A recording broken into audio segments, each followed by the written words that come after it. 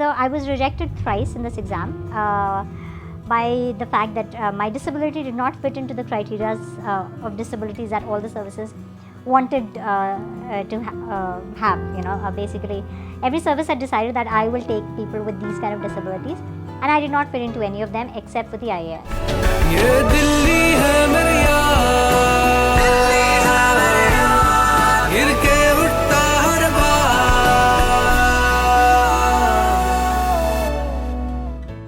Hi, I'm Ira Singhal. I'm an IAS officer of 2015 batch. I'm posted in Delhi in the municipal corporation, which I think is one of the most challenging roles that you can have in Delhi. So what I do is I basically solve civic problems, which includes your roads, your encroachments, your sanitation, and that's actually the biggest task that we do.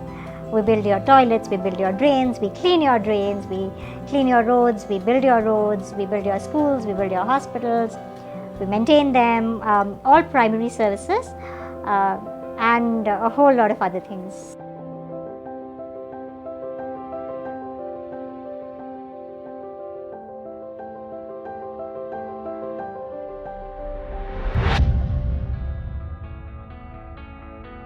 I think one of the biggest things is that when I quit my corporate career, I wasn't looking to escape, or I wasn't, it wasn't a vague thing that I was looking at. I was very clear why I was giving up all the amazing opportunities that I have, So I was that way very clear that this is precisely what I want to do with my life.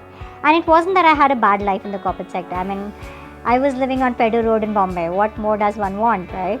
Problem is that I knew that I wanted an emotional satisfaction, which was missing in my previous job.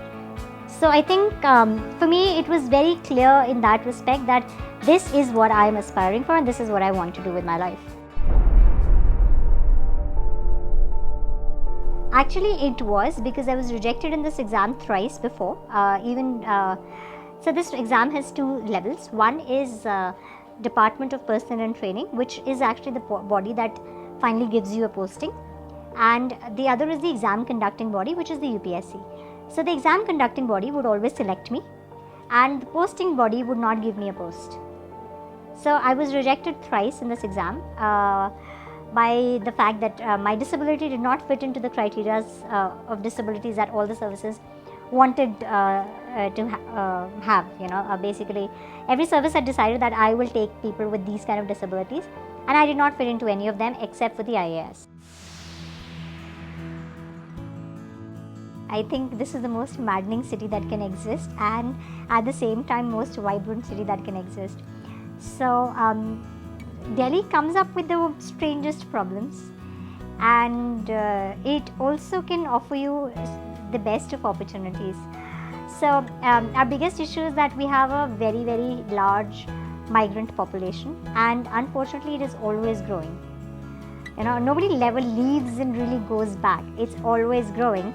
And my tax base as a corporation remains the same. So the number of people that I need to spend that 1 rupee on keeps multiplying.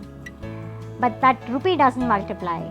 So that's my biggest problem. The resources, especially in the corporations, we have a massive resource crunch, and unfortunately in a metro and in a city environment, we are the ones who provide all the basic facilities. So for us, that becomes the biggest challenge. We're constantly struggling. And with all our good intent, we're still struggling to get every penny, into our pockets that we can do something good out of it. I wish that we became a country that, the one thing is that we should all get opportunities that we deserve. So we should all have those opportunities that should come to us just because of who we are and not because of where we were born or how we were born. I've recently started a project about opening up creches inside my government schools, and these are not the 4 or 5 hour creches, these are 12-hour creches. The idea is that a working mother of poor family, she travels 2 hours to work both sides, and she works for 8 hours. So she needs someone to take care of her child for 12 hours straight. So the idea, and these are flexible timings, so whichever area needs people to be having this service from 6 a.m., they'll have it from 6. If they need it from 8, they'll have it from 8.